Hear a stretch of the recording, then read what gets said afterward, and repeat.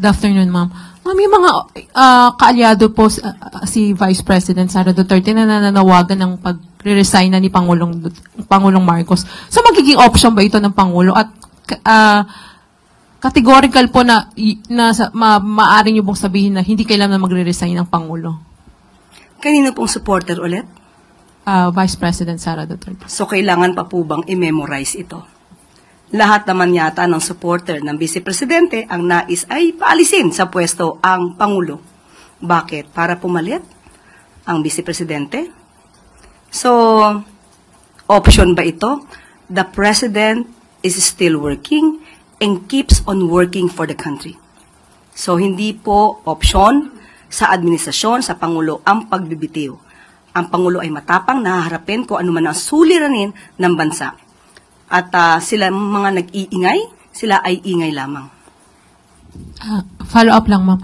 Ma'am, while si President Marcos po ang nagsimula nitong pag-investigate dito sa corruption allegations, hindi po nyo ba nakikita na nagbubumirang ito sa kanya at bandang huli siya pa yung talaga mapupuntiran nitong investigation na ito? Hindi po natin nakikita nagbubumirang ito, pero ito ang nais ipakita ng mga propagandista, mga destabilizers para mailihis ang issue tungkol sa talagang nasasabing sangkot dito.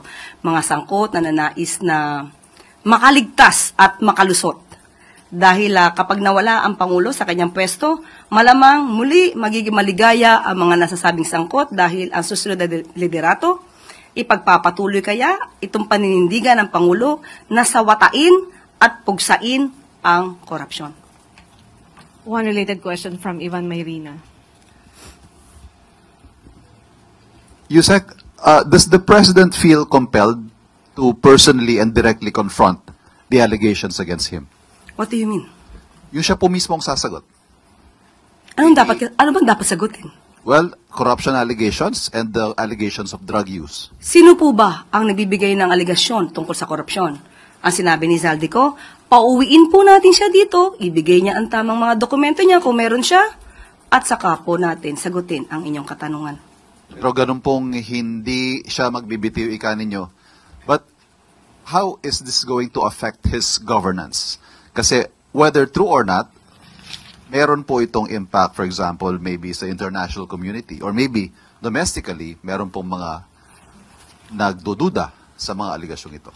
Ang mga magdududa lamang dito ay yung hindi gagamit ng kanilang isipan para alamin ang katotohanan. Matagal ng issue ang mga binabato sa Pangulo. Ito ay napasinungalingan na natin.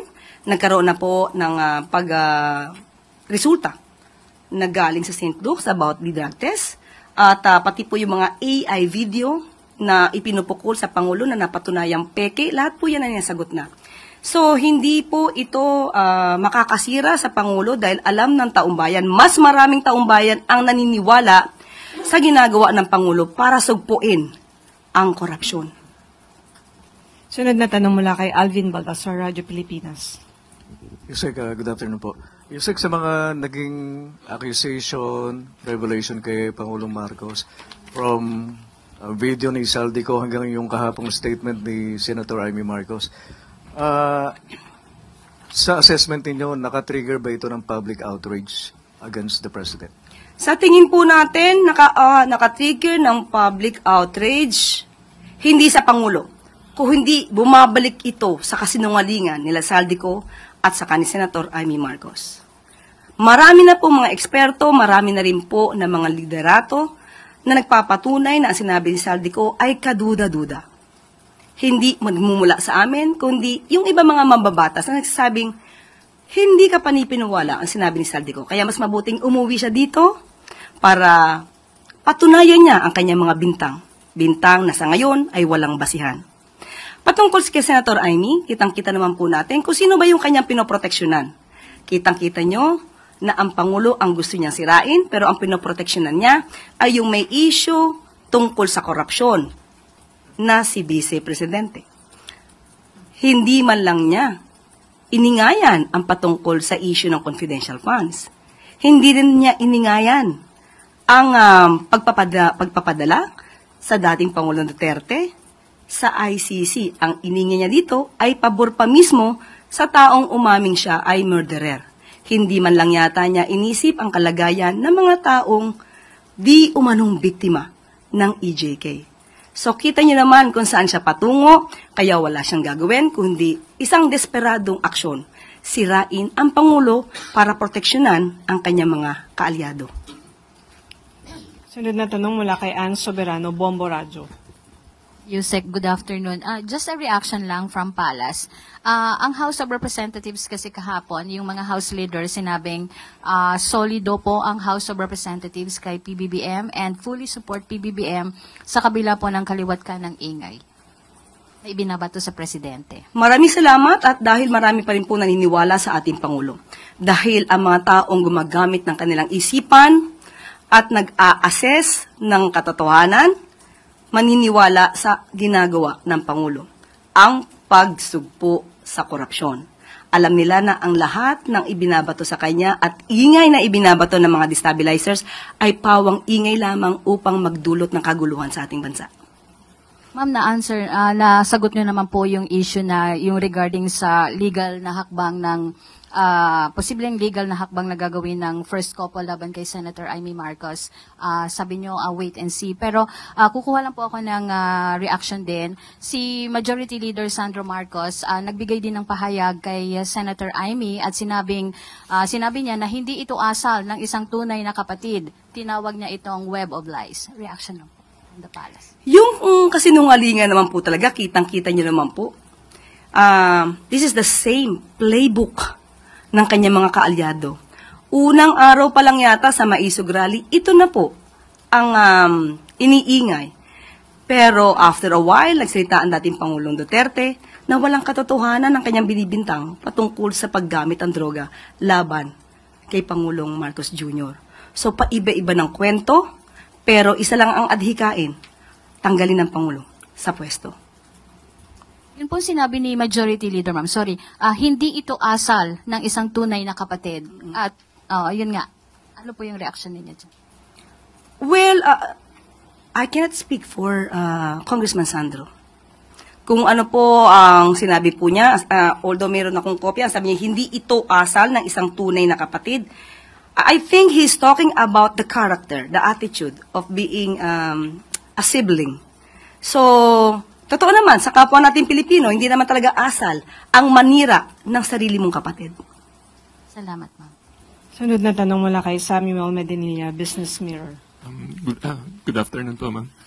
Nung mga nakaraang linggo, nakapagbigay na po ng assurance yung Malacanang regarding po dun sa mga economic indicators tsaka targets na ma-achieve. Kaso recently po, after po mag-resign ni Executive Secretary at ni DBM Secretary Pangandaman, can the government, is the government still confident na ma-achieve pa rin niya yung mga economic targets niya this year? Yes po, yan po nga ang ating good news. Ekonomiya ng bansa na nanatili matatag at bukas para sa mga investors. So mamaya babanggitin ko yan. Follow-up na lang po. Bali, paano po ma-maintain ng Marcos administration yung trust ng public at ng business sector? Unang-una, ano po ba ang nilalabanan ng Pangulo? Kitang-kita po natin ang nilalabanan niya, korupsyon. Kapag po ba kayo ang investor, hindi po ba mas gugustuhin niyo ang leader na kumakalaban sa mga korupsyon, sa mga maanumalyang trabaho sa gobyerno? So, kung kayo investor, mas dapat kayo magtiwala sa panahon ngayon ni Pangulong Marcos Jr. dahil kahit mismo siya, ang gusto niya, malinis ang bansa mula sa korupsyon. Bale ma'am, so far wala pong business sector, business group na lumapit sa Malacanang para mag-follow up kung ano na nangyayari dun sa mga cabinet. Wala akong update sa ngayon. Thank you po. Isang related question mula kay Chloe Ofana, Business World. Good afternoon po. Yung pag-a-assign po kay Secretary Recto as ES, isa po ba doong reason is yung para matulungan po ang Philippine economy to improve sa quarter 4 and merge po natin yung GDP growth target natin for the year?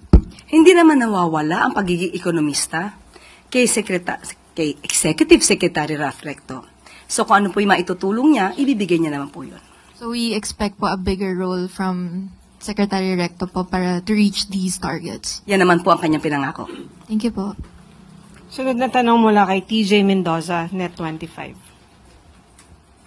Afternoon, Yusek. What do you think po, banat nga po ba o pagmamahal po ng isang nakakatandang kapatid yung ginawang statement po ni Senator Amy Marcos kagabi? And do you think she has a legal basis or batayan dun sa kanyang mga statement na even during the president's teenage years ay gumagamit na siya ng droga? Parang may nabasa ako sa isang news na ang ating Pangulo ay nag-donate ng kanyang kidney sa kanyang ama. Paano po kayo makakapag-donate ng kidney ang isang tao na hindi healthy? So, banat o pagmamahal? Pagmamahal ba ang paninira sa sariling kapatid? Paninirang walang basihan.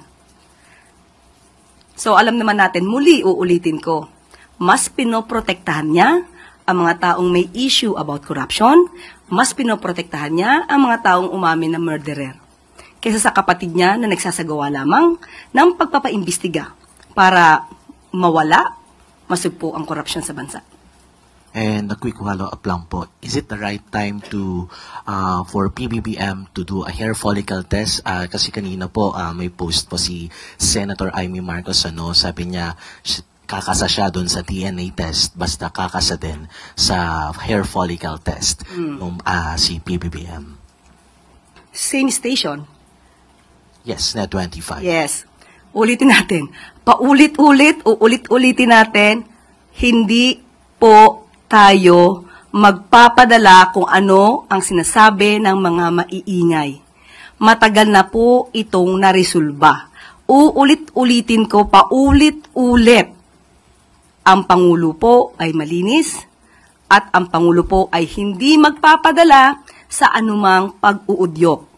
Pag-uudyok ng mga destabilizers, pag-uudyok ng mga obstructionists na walang gagawin kundi magbigay ng mga kondisyon, magbigay ng pag-uutos sa Pangulo kahit hindi na po ito naaayon sa kanyang pagtatrabaho. Sunod na tanong mula kay Cresilyn Catarong, SMNI. Good afternoon, Yusek. Sa tingin po, regarding po rin po sa allegations ni Senator Amy, sa tingin po ng Malacanang ay gaano kalaki yung epekto ng mga aligasyong ito sa kredibilidad at imahe ng administrasyon po sa international community? Muli, international community, alam natin sila ay nag-a-assess, nag-i-evaluate gamit ang tamang data, gamit ang tamang facts. So, ang maaari lang mabudol ng mga ito ay yung mga taong hindi nag-iisip o yung mga taong isa lang ang adhikain, gibain ang gobyerno ni Pangulong Marcos Jr. Yusek, another po, kamusta po yung suporta ng uniform personnel po sa administrasyon matapos yung itong mabigat na aligasyon po ni Senator Amy? Hindi mabigat ang aligasyon ni Senator Amy. Walang basihan. Kwentong walang kwenta. Kwentong kutsero. So bakit magkakaroon ng pag-aalala ang mga miyembro ng AFP? Wala, hindi dapat seryosohin ang mga aligasyon ni Senator Amy. Isa lamang itong ingay